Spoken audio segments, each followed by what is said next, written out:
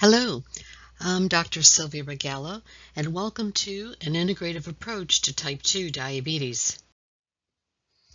We'll be discussing diabetes during this session, but let's go over the diagnostic summary of diabetes. Diabetes diagnosis is made with an elevated blood sugar, a fasting blood sugar greater than 126 on at least 2 separate occasions, or after doing a glucose tolerance test, which is drinking 75 grams of glucose solution, or after eating 2 hours and having a blood sugar drawn. If that level is greater than 200 milligrams per deciliter, that is diagnostic criteria for diabetes. The classic symptoms are polyuria, which is urinary frequency, polydipsia, which is increased thirst, and polyphagia, which is increased appetite and eating. Presenting symptoms of diabetes include fatigue. With diabetes, it's really an inflammatory process, and any inflammation decreases ATP production in the mitochondria, and hence you develop fatigue. Other presenting symptoms of diabetes are blurred vision, poor wound healing, basically because of a decrease in vitamin C, periodontal disease because of inflammation as well as a decreased vitamin C, and frequent infections because diabetes also affects the immune system. So let's compare type 1 and type 2 diabetes. Type 1 diabetes, the age of onset, is usually during childhood or puberty, and symptoms develop really rapidly. And in type 2 diabetes, you have an onset usually after the age of 35, and the symptoms develop pretty gradually. The nutritional status, the time of the disease onset in type 1 diabetes, usually the clients and patients are frequently undernourished, and in type 2 diabetes, obesity and overweight are usually present.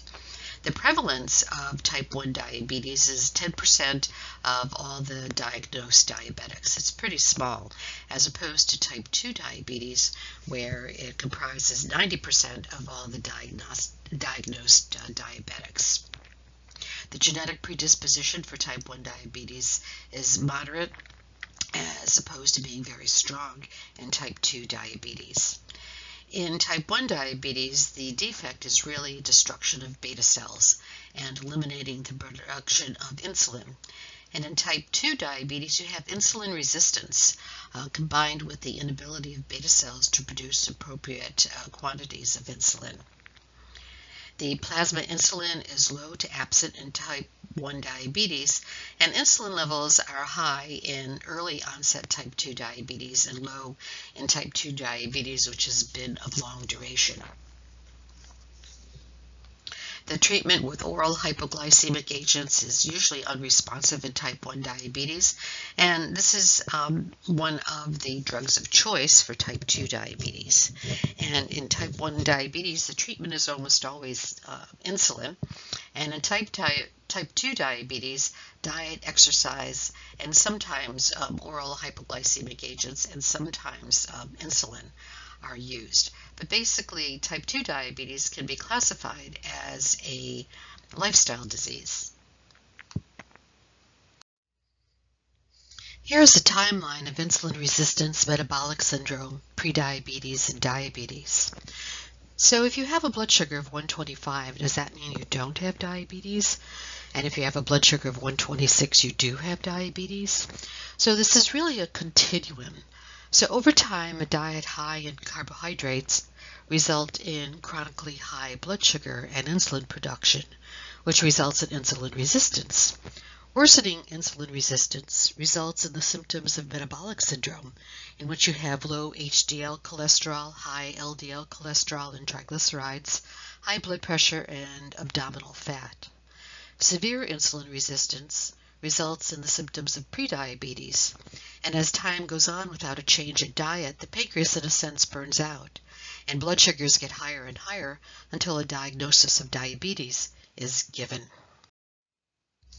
Here are some diagnostic criteria for prediabetes and diabetes in non-pregnant adults.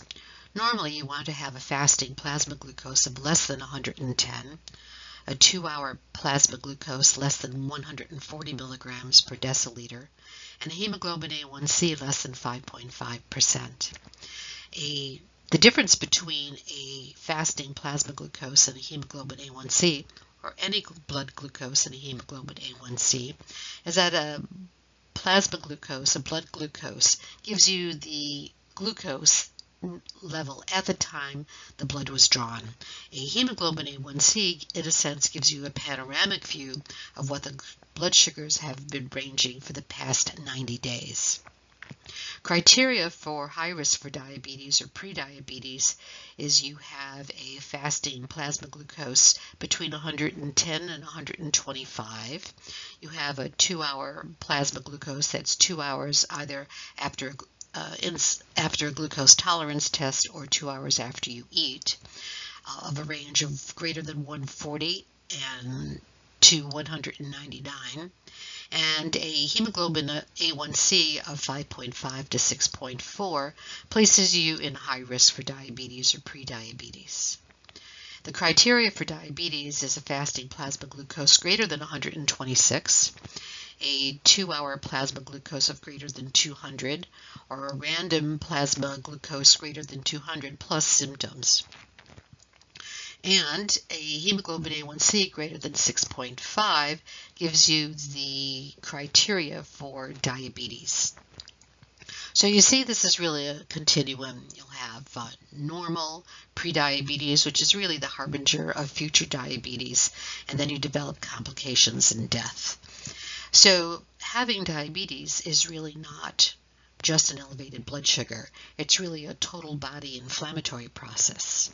So you have the rule of thirds. About 1/3 of pre-diabetic people will develop diabetes in the next 5 years. 1/3 will remain pre-diabetic, while 1/3 will revert to normal.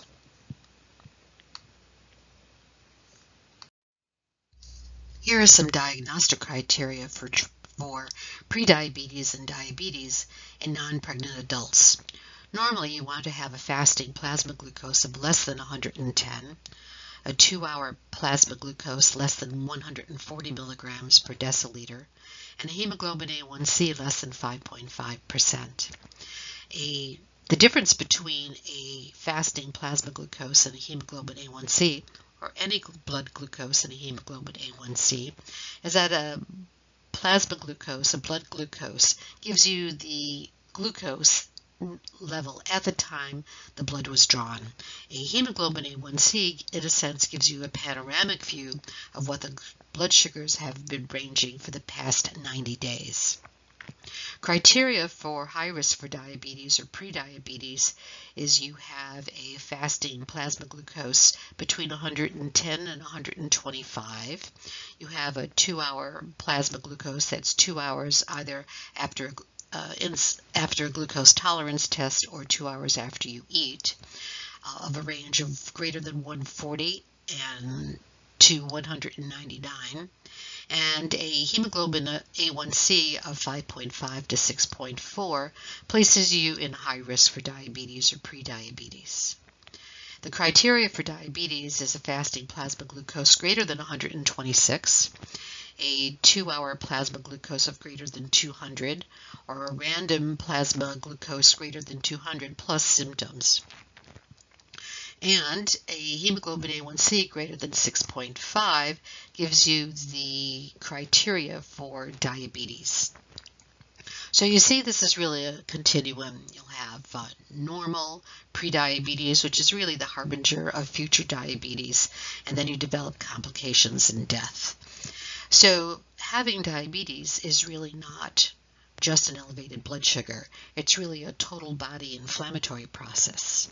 So you have the rule of thirds. About 1/3 of pre-diabetic people will develop diabetes in the next 5 years. 1/3 will remain pre-diabetic, while 1/3 will revert to normal.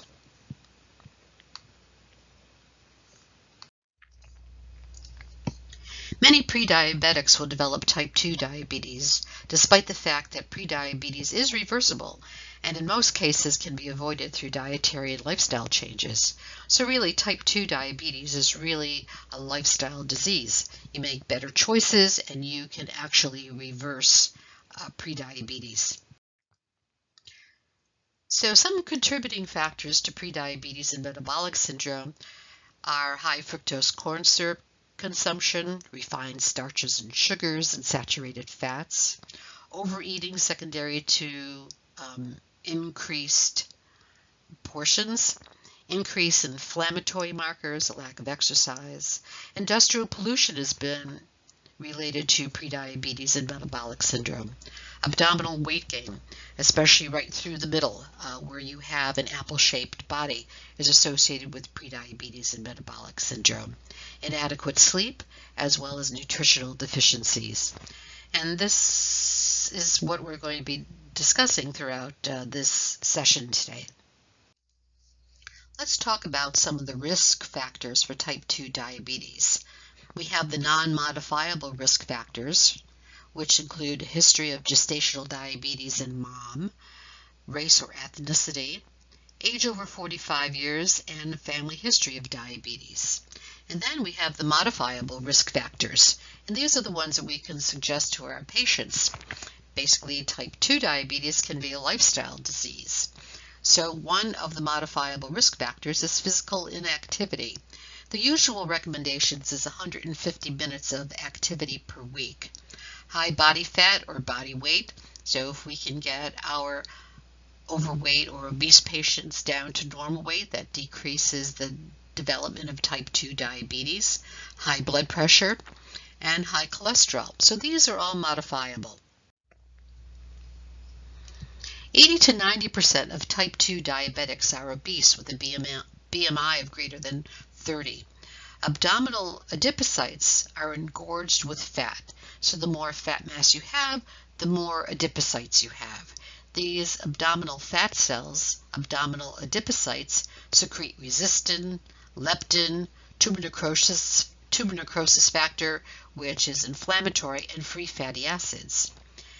They also dampen the effect of insulin and impair glucose use in skeletal muscle, promote liver gluconeogenesis, and hence you develop fatty liver, and impair beta cell insulin release in the pancreas, and at the end you have decreased insulin production.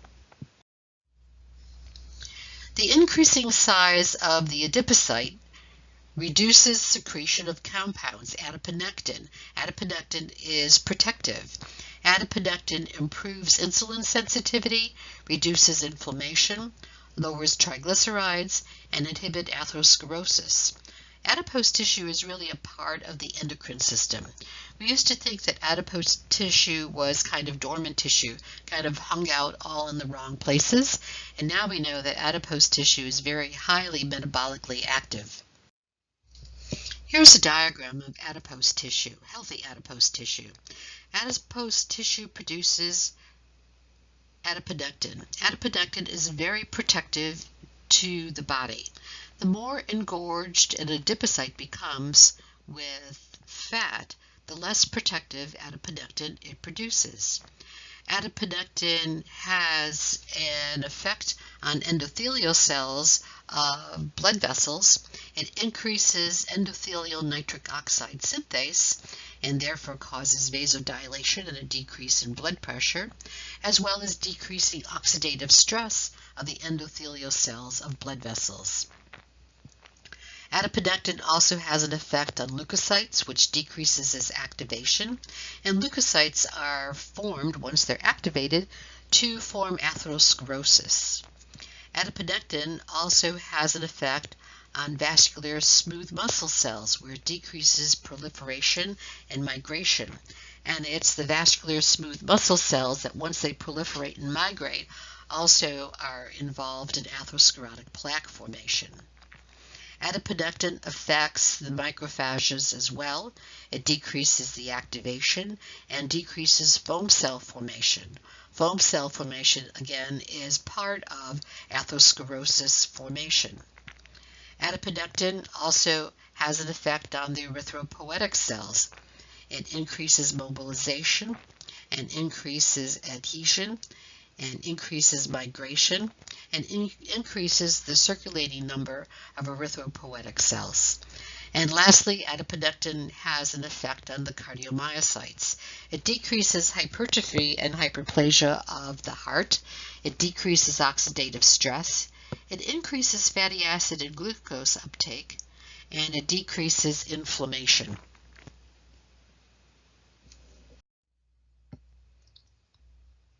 This section is going to discuss the holistic approach to type 2 diabetes. Diet and exercise are recommended, at least 150 minutes of exercise per week, and that can be 30 minutes of exercise 5 times a week, and the 30 minutes of exercise does not have to be done all at one time. It can be 3 10-minute intervals. Whole plant foods are recommended, an increase in healthy fats and a decrease in harmful fats, and lifestyle changes are associated with 58% reduction risk of developing diabetes in people with impaired glucose tolerance. So if you already have impaired glucose tolerance and you make some lifestyle changes, you'll have a 58% chance of developing full-blown type 2 diabetes. When we talk about diet, we'll discuss low glycemic index and glycemic load foods. The glycemic load is a ranking system for carbohydrate-rich food that actually measures the amount of carbohydrates in a serving of food. So foods with a glycemic load of under 10 are considered low glycemic load foods and have little impact on your blood sugar. A glycemic load rating between 10 and 20 are foods that have moderate glycemic load and a moderate impact on blood sugar. And above 20, high glycemic load foods tend to cause blood sugars to spike. So how is glycemic load related to glycemic index?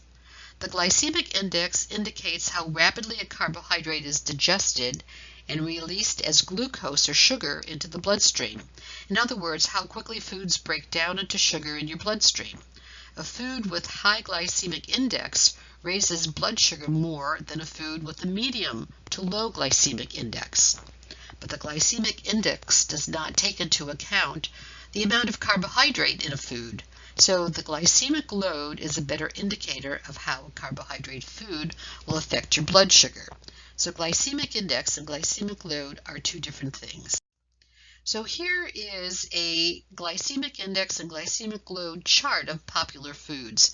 And you can see that watermelon has a high glycemic index, meaning that the sugar is absorbed quickly into the bloodstream. However, it has a relatively low glycemic load. So that means that in a serving of watermelon, your blood sugar should not raise very much. Let's talk about diet as a therapeutic consideration for type 2 diabetes. What diets work for type 2 diabetes? Low glycemic load or low glycemic index diet works, Mediterranean diet, maintain ideal body weight is really important, and increase soluble fiber to 30 to 50 grams per day. And this can be done through consuming legumes, grains, oatmeal, fruit, vegetables, and flaxseed. A low glycemic index or low glycemic load diet has the most scientifically proven benefit on blood sugar and the sequelae of diabetes, including cardiovascular disease and hypertension. So changing diet and increasing fiber actually can improve hypertension, decrease cardiovascular disease, as well as improve type 2 diabetes. Also, you should have some psychological support for your clients and patients, have them develop a sense of empowerment, and patients may have difficulty making lifestyle changes. It takes at least 3 months of doing something before it becomes an actual healthy habit. So this is a good reference, Diabetes Burnout, What to Do When You Can't Take It Anymore by William Polanski. This is a good reference for your clients and patients. Stress management is really important. Higher stress is linked to higher blood glucose in both type 1 as well as type 2 diabetes. The stress response increases adrenaline and cortisol, which elevate blood sugar and blunt the insulin response.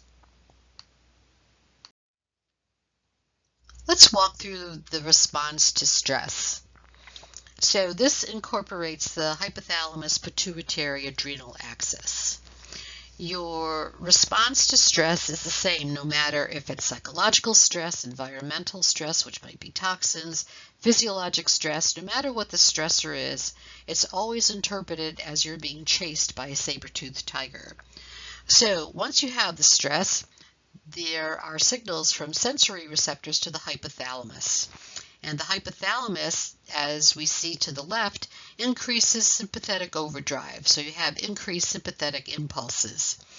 These sympathetic impulses increases norepinephrine release. Also, increase in sympathetic tone stimulates the adrenal medulla to produce epinephrine and norepinephrine. So you're going to need this in your fight or flight or the alarm stage. Fight or flight from the saber-toothed tiger that is chasing you. You'll have blood glucose that increases. You'll also have your heart rate increases, blood pressure rises, breathing rate increases, your pupils dilate. So you have all of these protective factors that are helping you run away from the saber-toothed tiger in your short-term fight or flight alarm stage. But what happens if you have chronic stress? You have chronic corticotropin releasing hormone that's released, which stimulates the anterior pituitary to form adrenocorticotropic hormone release, which also affects the adrenal cortex, and cortisol is released. So this is in chronic long-term adjustment or resistance stage. So you have an increase in cortisol. This will result in increase in blood concentration of amino acids, increased release of fatty acids, increased glucose form from non-carbohydrates such as amino acids from proteins, and glycerol. So in your long-term stress response, you have an increase in blood circulation of amino acids and an increase in glucose. And glucose is formed from non-carbohydrates such as your proteins and glycerol. So with chronic stress, you're going to have an increase in glucose. Exercise should always be a part of a therapeutic plan for your type 2 diabetic patients and clients. Insulin sensitivity and glycemic control improve with exercise because of increased lean muscle mass and metabolism. Also, exercise improves cardiovascular health, HDL levels, high-density lipoprotein levels, anxiety, depression, sexual function, confidence, self-esteem, and weight management. Exercise actually enhances GLUT4 transport proteins, so it allows glucose to enter the cells more readily. Hello, I'm Dr. Sylvia Regala, and welcome to an integrative approach to type 2 diabetes.